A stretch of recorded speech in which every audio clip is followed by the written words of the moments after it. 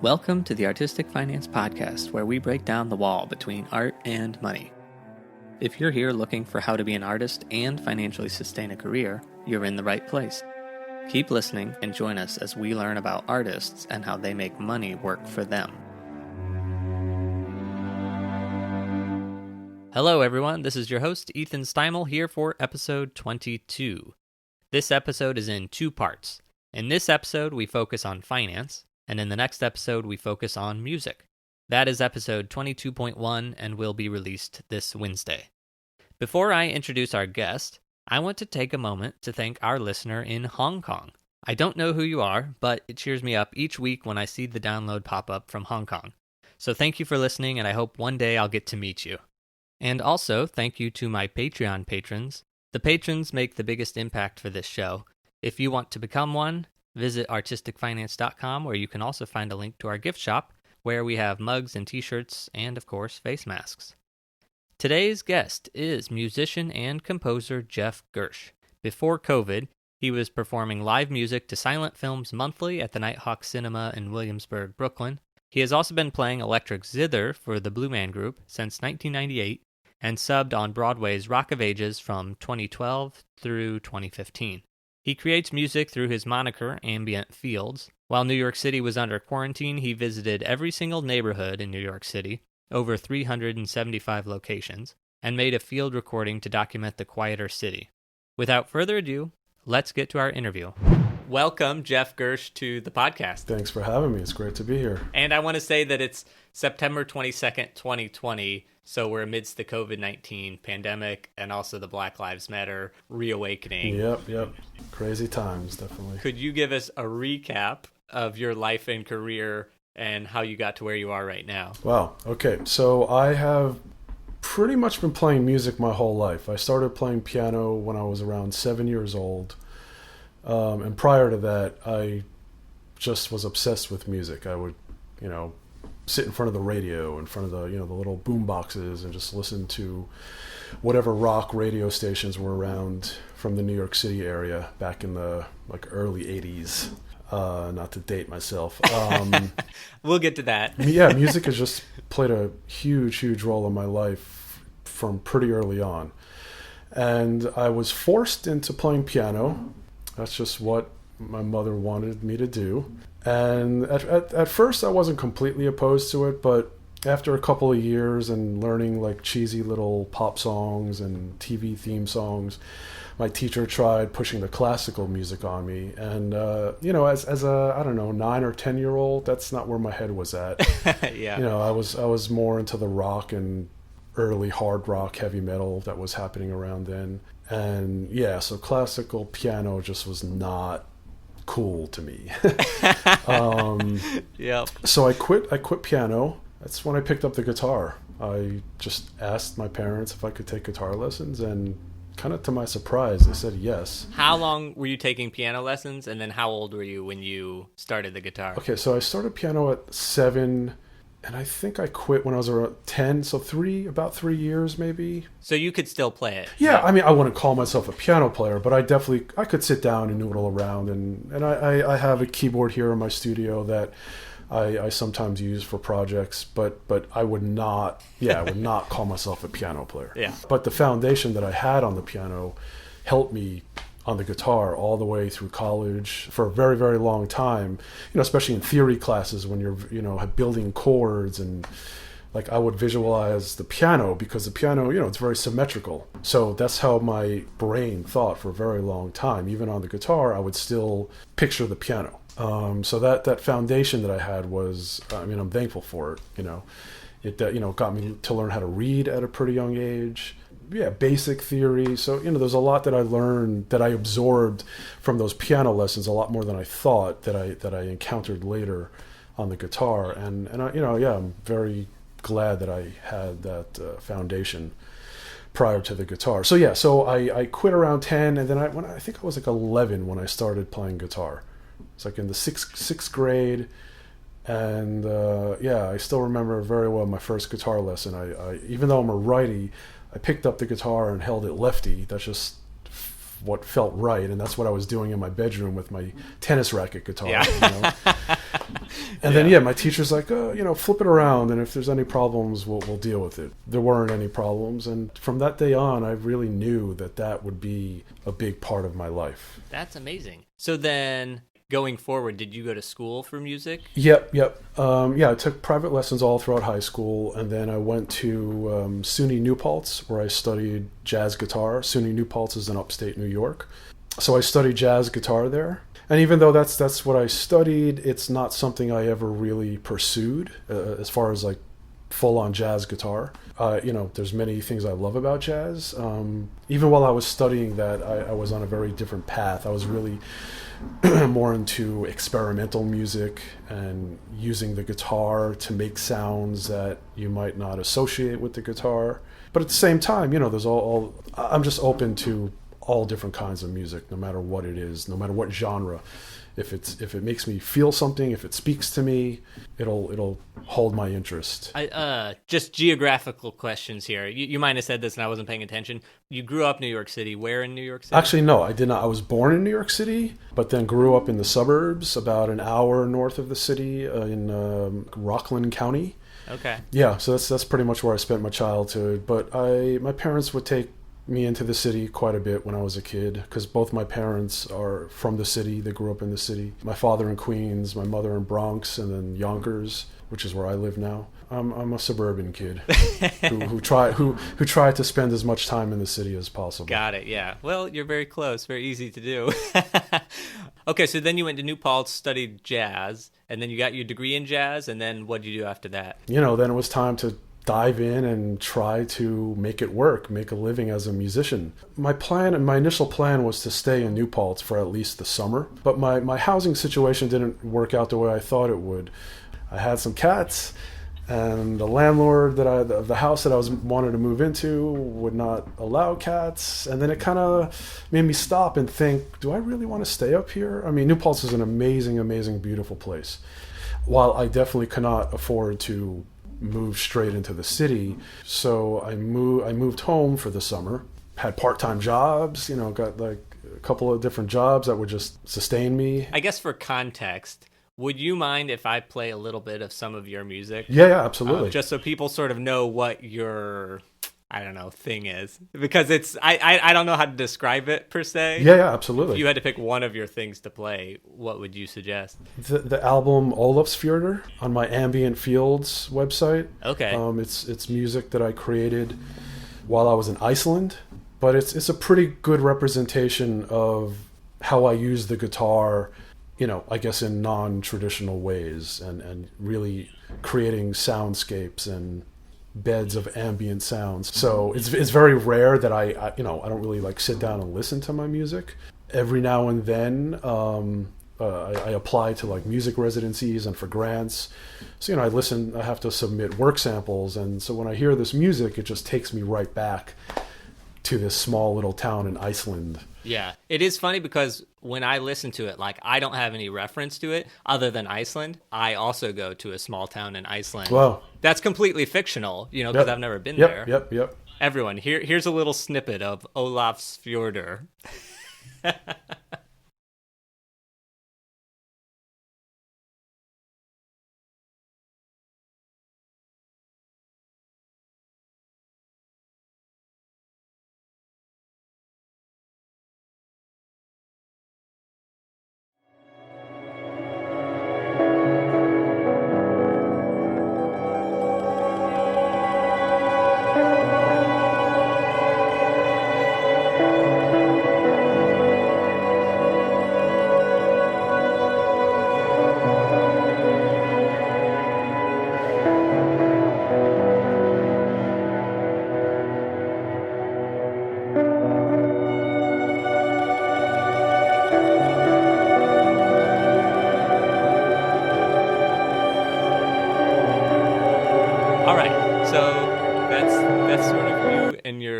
Shtick, I'll say. Yep. I know you said you didn't want to date yourself, but here's the part where I ask you to describe your demographics. Okay. I am a Caucasian male, 40. I will be 47 years old in about 2 months, less than 2 months. So I'm 46 at the moment. I'm single. Life has been crazy even before this pandemic. And while there are many people in this world that make their work and personal life merge, I don't know. I just really choose to focus on my music, and that can be hard. In the past couple of relationships I've had, things come up where I have to go to a rehearsal, but my girlfriend, we had these plans, so. Okay. All right. So we've heard a little of your music. Oh, actually, side questions. You said you had a steady gig. What was your steady gig before this? November would be 22 years. I've been playing in the off-Broadway show in New York City called Blue Man Group. We know this show. Surprisingly, there's a lot of people that don't, especially in New York City. Like, you'll mention Blue Man, and like, I don't know. But as soon as you show them a photo of those bald blue guys, they're like, oh, yeah. Or Arrested Development. It's such a through line there. Yeah, exactly. That's what I know of Blue Man Group. Yeah, and it's kind of funny because I watched that show while I was at work. Uh-huh. It's kind of funny to be watching those episodes and then having a real live blue man standing right next to you, watching it with you. So yeah, no, it was great. So you played electric guitar for? Actually, mainly electric zither. Oh, I don't know what a zither is. Most people don't. The zither that we play, it's based off of like old, I don't know, like German guitar zithers, Bavarian guitar zithers. And it has a harp on the top part, and then do you know what a lap steel guitar is? Nope. Or if any of the listeners know what a lap steel guitar is, just picture 6 lap steel guitars side by side, but kind of mushed together so the strings are grouped together pretty close together. Each grouping of strings is tuned to a different chord. And again, the top part is a harp. It's like a 2.5 octave E major scale, and we play it with a slide and finger picks and through a bunch of guitar pedals, and so it has the way we approach playing it. It's a very like rock music kind of style with some textural moments thrown in there as well. So we sort of know your creative personality a little bit, but I'm going to ask more questions about it. What is a live event that you like to personally experience? I mean, of course, music. I love live music. There's nothing like being in a room and feeling the music, whether it's, and it could be the most mellow, quiet. 2 or 3 years ago, I got to see Radiohead for the first time in Madison Square Garden. Huge venue. They were playing so quiet at times, and the whole space was just silent, and it's just such an amazing experience to be in the same room as musicians like that and share that moment. And then on the other side of the spectrum, I really like a lot of like loud heavy metal music as well. To physically feel that music is also amazing and special. Film as well. I love going to see movies. They inspire me in ways that music doesn't, because there's just so many other elements involved. Because when I go see music, even if there's a light show and visuals, a lot of times, I'm just kind of closing my eyes, and it's really about the sound for me. So obviously with anything visual, that's a whole different thing, and it makes me think and feel things in a very different way than just sound. Those are the 2 main ways I consume live events. When you say live film, does that mean going in a theater is important, or just watching anywhere? No, going to a theater. Whether it's a newer movie or even older movies, there's a lot of great theaters in New York City that show. So no, I really do. I like the experience of a big screen. The loud moments are meant to be loud. The quiet moments are meant to be quiet. To be in a space that's designed and set up for that listening and viewing experience. That's important to me. Yeah. That's awesome. What is a piece of art that you like? Well, there's a piece by René Magritte. I'm blanking at what it's called now. I think it might be called The Lovers or The Kiss. It's basically a painting of a man and a woman embracing, like they're kissing, but they both have like canvas bags over their head. So it's like they're really close, but they're actually physically can't touch, even though they're embracing. And yeah, I don't know. Like the first time I saw that, I think it was in the moment where I saw it. It just spoke to me. It's a beautiful piece. But it's also kind of dark. It's like these people that clearly want each other, but they can't really do exactly what they want to do, or there's still this distance in between them. I'll find a picture of that and I'll post it with your episode link. So what keeps you motivated to keep working on those days that you don't feel like it? If I have a deadline, that's the motivation. Deadlines are important for me, because if I don't have a deadline, it could be hard. It could be hard. There's a lot of procrastination that happens. But no, overall, in general, my motivation is I really love what I do, and I'm really beyond thankful and feel blessed to be able to do what I do. I don't know, life could be a lot different, just very lucky to be able to be surviving as a musician. And a lot of that does have to do with my day job, quote unquote, at Blue Man, because a lot of the more, I guess, experimental stuff that I do, that doesn't always earn a livable wage. But no, just the people around me motivate me. Again, going to see other art, music, film, that motivates me. Just being in New York City, you could walk down a street, drive somewhere, and get motivation. Okay, so that's your creative personality. Now let's get into your financial personality. All right. I know you're really excited to talk about this. Yeah. Are you good or bad with money? That all depends. I've been both very bad and pretty good with money. I guess when I got into college, you get they throw credit cards at you, right? That could be a dangerous thing for a kid, quote unquote. I wouldn't consider myself to have been irresponsible with money. But yeah, I kind of learned the hard way at pretty young that, you get bills after you buy these things. I know it seems silly. Yeah, so, I've had my moments in my early 20s where I was not so good with the finances. I was going to say, are you a saver or a spender? It really depends. What I'm doing in life, where I want to go in life, what I might need, what I might want. I definitely do my best to not live beyond my means. I'm not going to go out and spend crazy amounts of money on, I don't know, a vacation or whatever. Are you risk averse or a risk taker? As a musician, I'm an improviser. That's what I consider myself to be. I'm an improviser, and I react in the moment, to what's happening in the moment, and try to respond appropriately. In other areas of my life, I try to do that as well, and sometimes I respond properly, sometimes I don't.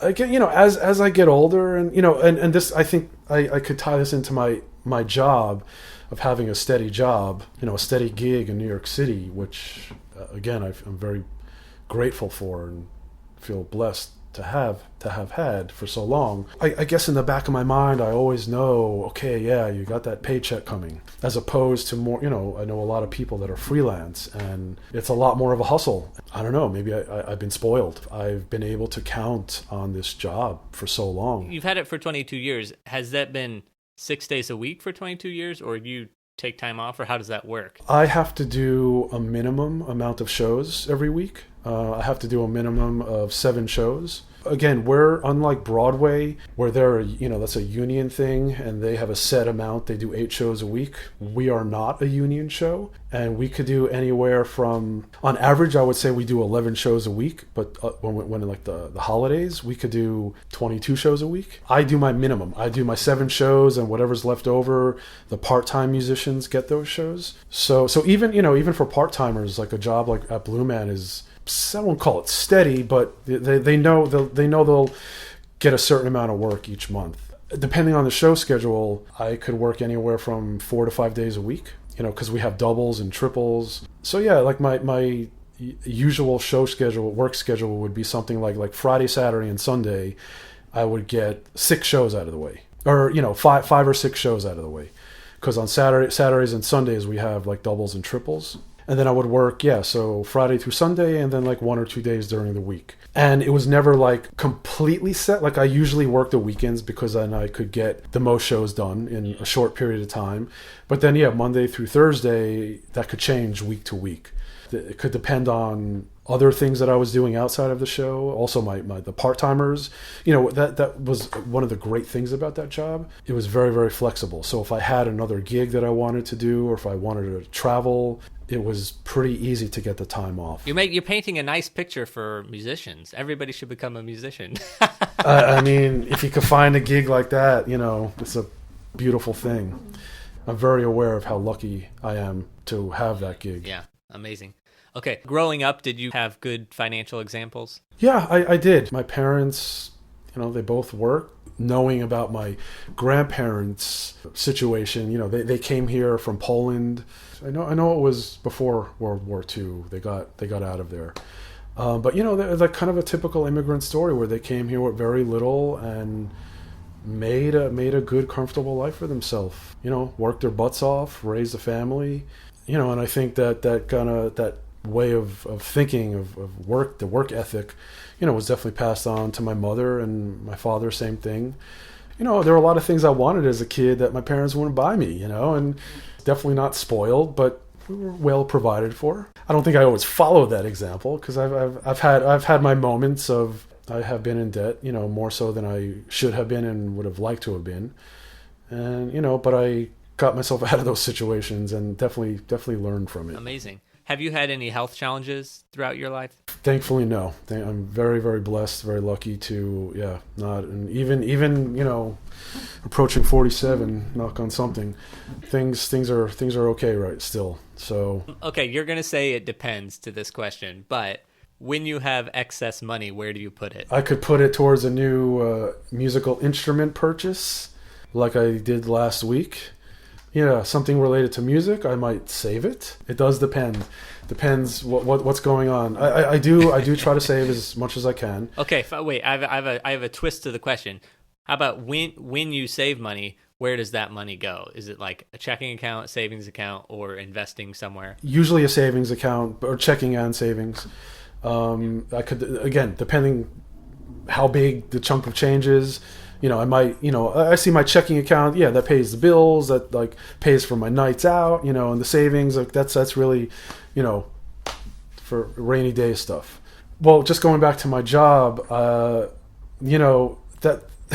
that job has been the quote unquote real job my parents always wanted me to get. When we were arguing about me getting a real job, that gives me the benefits and all that other stuff.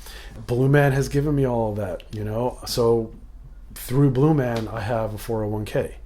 I guess I'll say it as, contributed to it in a more aggressive way, knowing that this is for, way down the road. And I know a lot of people that are really good with like the market and investing and understand all that stuff. And I've never really been good with understanding exactly how all that stuff works. I tried reading about it. And so as far as saving in that sense and with investments, my 401k is my main thing. Outside of that, it's the checking and the savings account. And hopefully I won't regret that at some point. You won't. Every now and then some, I don't know what you call them, advisors would come visit us at Blue Man to like go over our plans and, advise us, either, you're doing good or try this, try that. It's always the same thing. Oh, this is, you have years to worry, but then it's like, okay, well, what if I need the money and something like 9/11 happens or something like COVID happens, what then, but whatever, can't, I don't dwell on that. I don't lose sleep overnight about that stuff. It's nothing you can do about it. But that is my main like bed of savings, as far as long-term investment things. Okay, so this answer is probably different because of COVID. So maybe you can answer pre-COVID or not answer at all. Do you worry or think about money on a daily basis? Even in like the pre-COVID, there have been times where I have, because of, I don't know, I want to go on a scuba diving trip somewhere, and how am I going to make that work? And but not like put it all on the credit card, and because I really try not to like fall back on that kind of stuff. Like, I like I said, I learned my lesson, and I don't want to repeat getting into that kind of debt. So throughout like your life career, I guess since college, have you used a budget at all, or are you just freewheeling? Pretty much freewheeling. I've read about like doing the budget thing, and I don't know if I'd even say I've tried. I've thought about it, but no, I think this kind of goes back to my improvisational ways. As a musician, I've really gravitated to doing things that allow me to just be in the moment and react in the moment. And I really, whether it makes sense or not, or it's a good way to approach life in general. That's really, I don't plan too much. I don't like think too far ahead in terms of like, like if I'm going to go on a vacation, I don't plan out every moment of every day. It's like I need room for happy accidents, if you want to look at it that way. So no, I've never. I guess the closest to do it, like having coming up with a budget is when all of this COVID stuff started, and I lost my job, and I was like, wow, okay, like, am I going to like survive on unemployment? Or are things going to be okay? So yeah, I mean, and I have done this before. I've sat down and, listed like my fixed monthly expenses, but I guess, I've never really worried about it before like I have now. Yeah. I think one good thing about money and finance is that it's actually not complicated.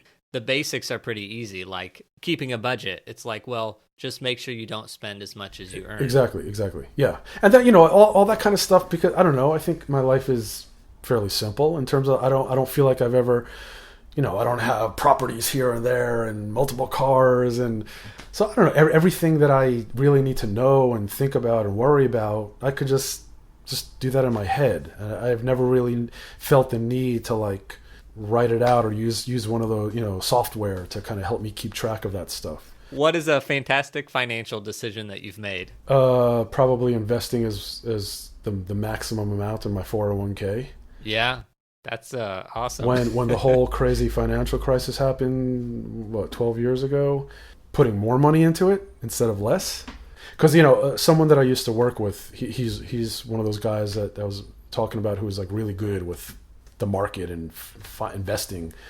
And he explained it to me as like, you got to look at it when things are bad. It's like something is on sale, and that's when you want to throw some money to it because it will get better.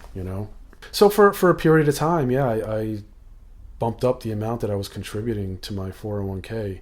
I mean, in the long run, I don't know exactly what kind of impact that had, but probably wasn't bad. Yeah. And I think I kept it there actually. I might have decreased it a little bit at some point.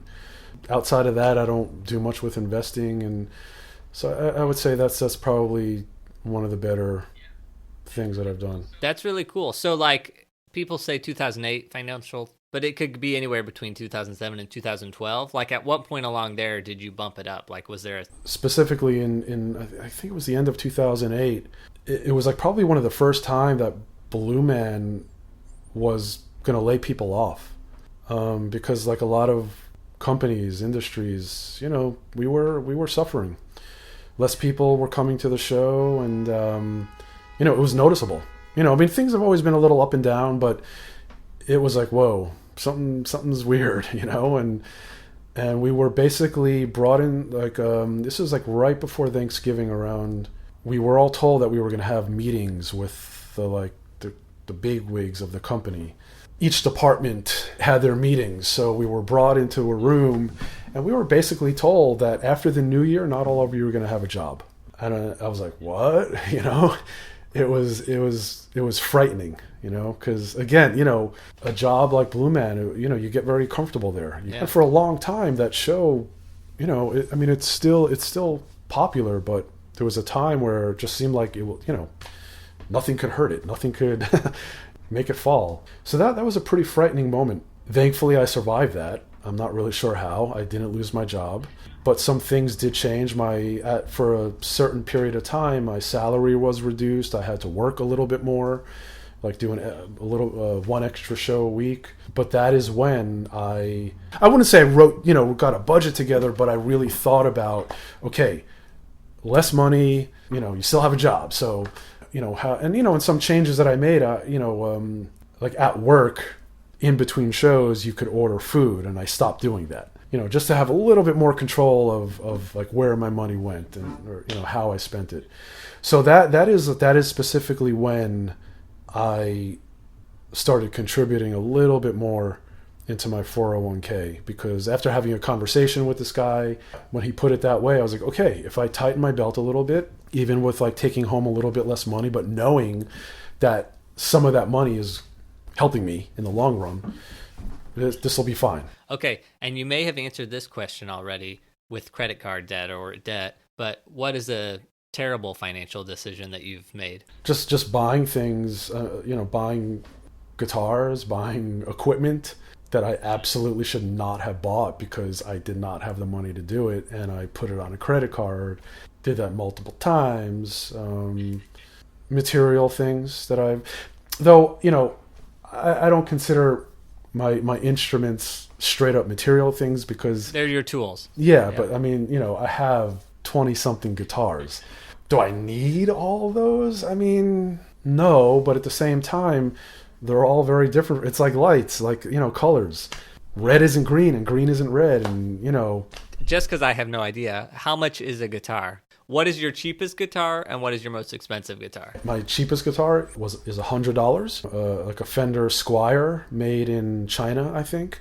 Cheap $100 guitar, but it's actually a pretty sweet guitar. Like for what it is, sometimes you get lucky. Like a lot of times, guitars like that, they're junk, and that. I bought it years ago to practice like working on guitars, like to like fixing guitars, but I don't know. I wound up liking it so much that I literally keep it in my kitchen. It's like leaning up against my table, and I like just noodle on it. And my most expensive guitar, I think, is probably about $2,000.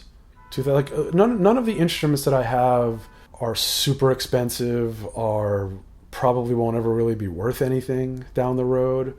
I mean, I have a couple of instruments that are very, very old, from like the 50s, I think, and the 60s, but they're not considered collectors, collectible instruments. And that's not like my motivation for purchasing instruments, I mean, I play the guitar. That's what I'd like to do. If one day one of my guitars happens to be worth enough to like sell and help me buy a house, that would be amazing, but that's not going to happen. I mean, I would not, going back to what talking about, like making bad decisions, financial decisions, I would never go out and spend $10,000 on a guitar ever, unless I really had the means to do that. The guitars that I have purchased that I really shouldn't have purchased at the time, I guess in the back of my mind, I'm like, yeah, I know I shouldn't do this, but I know it's not going to like ruin my life, my financial life. It might screw me over for a little bit. Well, no, I don't think I even really thought that, because it's like, whoa, I want that guitar.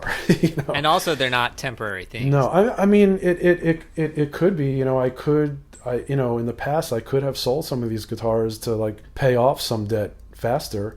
Every guitar that I have for a very specific reason, and I guess I'll say I get attached to that guitar for that specific reason. If I get rid of it, that there's going to be a hole. Even if it's a guitar that it's not like I sit around and play all my guitars all the time, but it's like, okay, I know this guitar is good for this specific type of situation.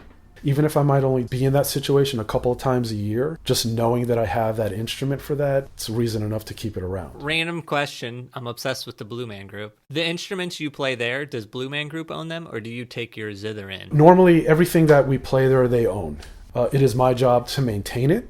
But that said, this is a very weird, unique time that we're in. The last show that I did was on March 12th. From that moment till early July, the zither specifically sat in an empty theater, unused, untouched, and it's the kind of thing that it needs. If it's just sitting there, not used, it could be damaged in a way, because it's a very old instrument. It's weird. It's like an instrument that wasn't really built very well, but it's like an old vintage guitar. Like it has a vibe. It has something to it that you will not get in a newer instrument. So back in July, when we were allowed to go to the theater to fetch our belongings, I took the zither home. When the show reopens, it'll go back to the show. Whether I'm part of it or not, I don't know about that yet. It needs to be used. It's an instrument. I assume that most of the paychecks you get are W-2? Yep. Okay, and do you file your own taxes? Yes, I do. Wow. I think you're the first. I do my taxes with my father. I guess you could say he's like even though he's not an accountant, he's my accountant. He has always done his own taxes. And just as I was getting older, kind of continued. I guess when he would start, I guess there's a point where you start filing separately. It was like, okay, when are you gonna come over? We'll do your taxes. There's been many times where I'm like, no, next year I'm gonna go to an accountant who specializes, works with musicians. But I don't know. It's just always easy, and it's like we have a groove, a formula, and have a W-2 from Blue Man. Some of these other gigs that I do, I have to, 1099. 1099, yes, thank you. I play live for silent movies or movies in general. Do you know Nighthawk Cinema? I do, but only because I've researched you. Oh, okay, wow. Well, it's an amazing place that I've been working at for. I promise when things come back, I will go. Yeah, well, yeah, you should. It's an amazing place. I mean, if you like to eat good food, drink good alcoholic beverages, and watch a movie, that's the place to go. It's amazing. But yeah, that's like one gig that I've done pretty consistently for the past, almost 8 years. I think 8 years now. So I get a 1099 from them, and then various other gigs. So is Blue Man the W-2, and then everything else is usually 1099? Yes. Okay. Let's say outside of Blue Man Group, what job have you had that was the most financially lucrative? Wow. Can I say nothing? No job? You can. Yes, you very much so can. Nothing's jumping out at you, so. No. Okay, so when I got out of college, my main thing was to try to be a musician, live as a musician. But I had, various part-time jobs that were very flexible, so if I needed to go out of town for any given amount of time, I could just do it and then come back and have that job. So they usually weren't great jobs, minimum wage or, I had some pretty crappy jobs, I could tell you.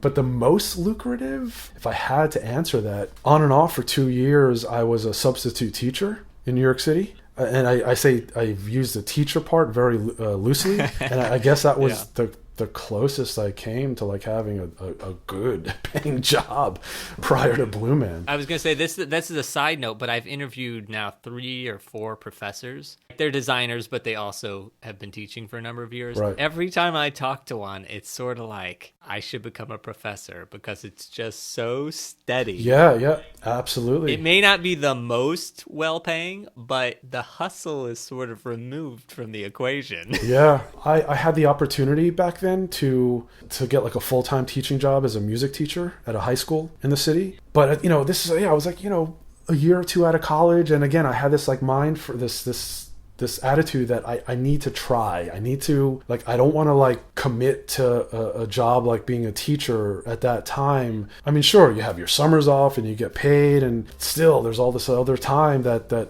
I'm losing, and I couldn't do it. I couldn't commit to that. And again, it's high school. It's a whole different vibe from college. Right. That's a whole different thing. Yep. Yeah. So, but yeah, I mean, I certainly understand the attraction to even a grade school, high school, to have a job like that. I mean, I love that your answer, you've had so many music jobs and your answer was substitute teacher. I mean, minusing Blue Man Group. Yeah. I mean, if you, again, pre-Blue Man, if you want to talk about lucrative, then that's it. Taking money out of the equation, what job or what music have you created that you're most proud of? That CD I created while in Iceland, Ólafsfjörður, that is, at the moment, that is probably at the top. When I do these residencies, one of the things I love about doing them is that I create music in these places that I would never create here at home. Even though,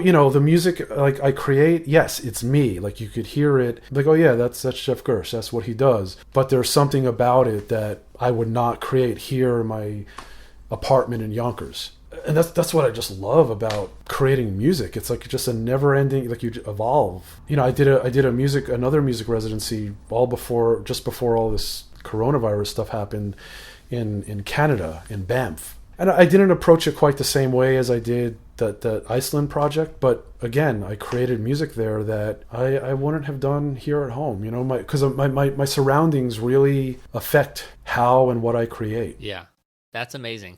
Do you have a professional network, and has it helped you make more money, or how does it help you find paying jobs? Okay, so yes, I definitely have a network, professional network, and that network is absolutely 1000% responsible for me having my job at Blue Man. Who got you that job, or who told you about it? When I was in college up at New Paltz, I met Jason Finkelman. He hosted a bunch of like workshops, inviting different musicians up to New Paltz to give concerts and workshops.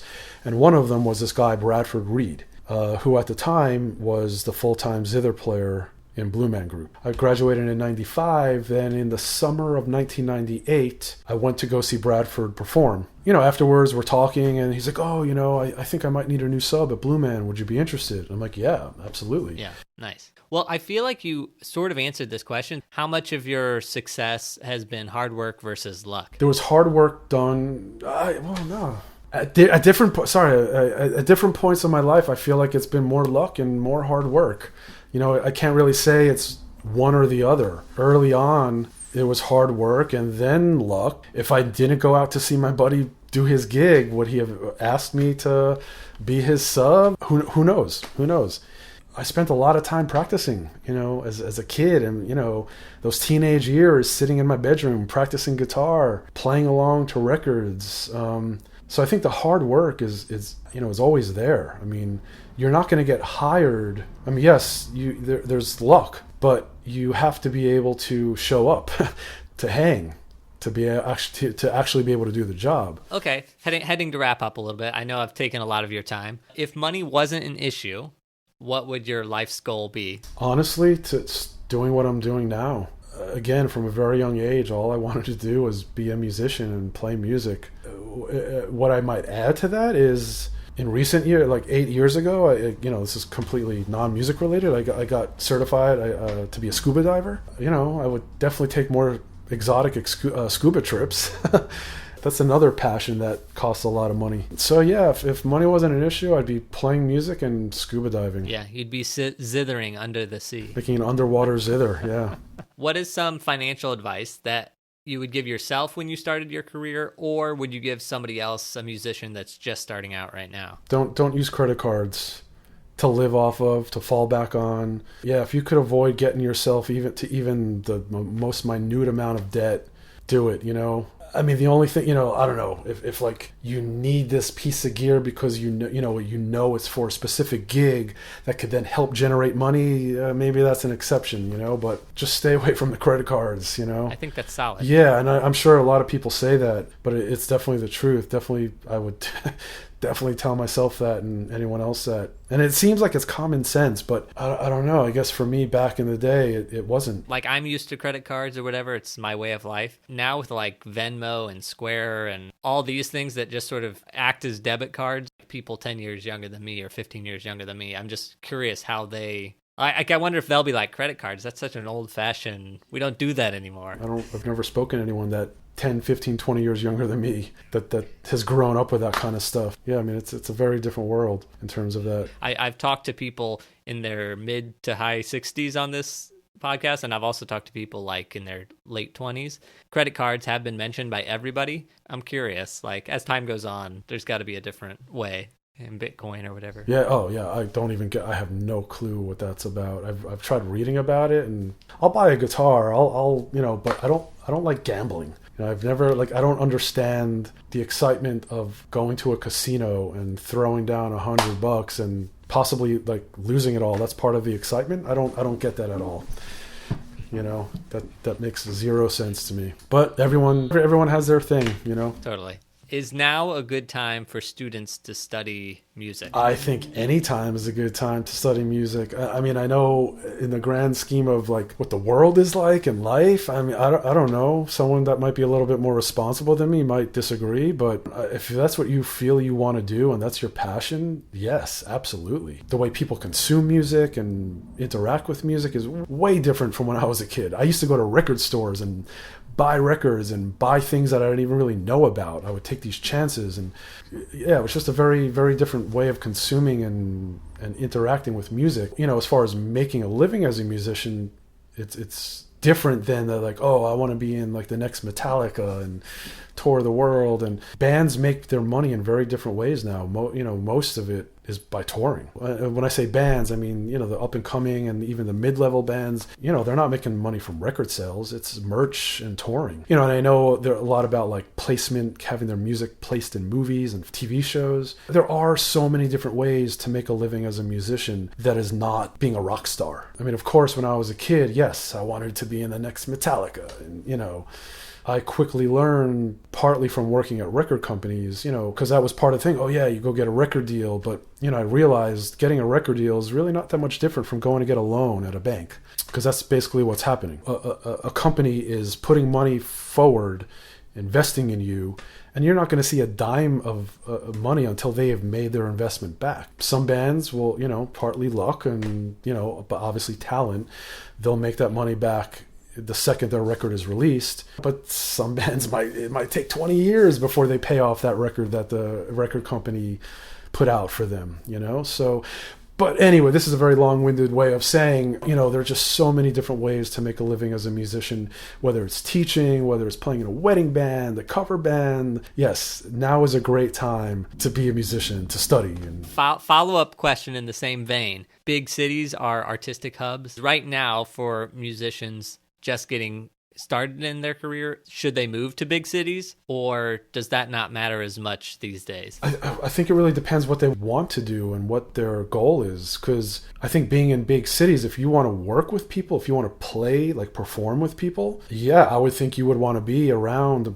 biggest, most diverse group of people that you can. So yeah, a bigger city would have that. If your goal is to sit behind a computer and really it's more about the production of music, that might not be as important, because there's still ways to connect with people without actually meeting them. For me, being someone who plays live and enjoys playing live and working with other people, moving to a city is probably a good choice. Now is definitely an interesting time to do that, because there's not a lot of opportunities to make money doing that. Like I know, there's definitely people moving out of New York City because there's just no gigs here right now. Okay, so I think you answered this sort of. Are you in any unions? I am not. Blue Man, as I mentioned earlier, it is a non-union show because of the type of show it is. It is not necessary for it to be union. For about 2 years, 8, 9, 10 years ago, I was a sub on a Broadway show for a couple of years. If you work on one of those shows, I don't remember signing anything, but I guess I was in the union, because they take dues from your check and put money into some retirement fund. But no, I am not in a union, and I don't feel the need to be in a union. I don't know how the musicians union on Broadway works. If it's anything like the lighting design union, they took the dues and they took your money, but you'll never see it, I would suspect. Yeah, I the very little that I know about, what I do know is that there's a lawsuit happening now, because I think, again, going back to 2007, 2008, when, the whole financial crisis, whoever was managing their retirement fund, I don't know, made some really bad choices. I think like within 20 years, that fund is going to run out. So it's not looking so good for those guys. So I am thankful that. Well, you helped them out a little bit by donating your portion that they took. A little. Maybe I'll see that one day. Because sometimes people ask me about that. If like, don't you want to? Isn't it better to be in a union? And I don't think so. I really don't think so. I think Blue Man has been very. No company is perfect, but Blue Man has been good to us. It's. As a full-time employee there, I think things have been pretty good for me, and I've never felt the need to be in a union What can we do to stress the importance of finance and savings to other artists? When you're able to put money away, put money aside, don't see that extra money as like, ooh, now I could go out for dinner every night this week. I mean, again, I'm saying this now. These are definitely not words I've lived by in the past, especially now, just because, the world is such a weird place now, and just try to be as responsible as you can with your finances. If you can't do something next week, if there's something you want to do, whether buying a piece of gear or going on a vacation, traveling, do it when it makes most sense, and it's not going to really hurt you financially in the moment. Okay, final 2 questions. What separates those that have a career in the arts as a musician versus those that don't? I know so many musicians and artists, artists of all types that are incredible, way better than professionals that are not making their primary living doing their art. there's still just as much of an artist. What makes you a professional? Like if you've done something for 10,000 hours, 20,000 hours, and like you're an expert, you're a professional. Now, of course, we look at like a professional as I make my entire living as a musician. I guess that makes me a professional musician. While my buddy over here, they're just as busy as I am, but they have this other gig that's not music related, that is really sustaining them, paying the bills. So what makes, I don't know, luck? Going back to luck? Because I don't think it has anything to do with like not working hard.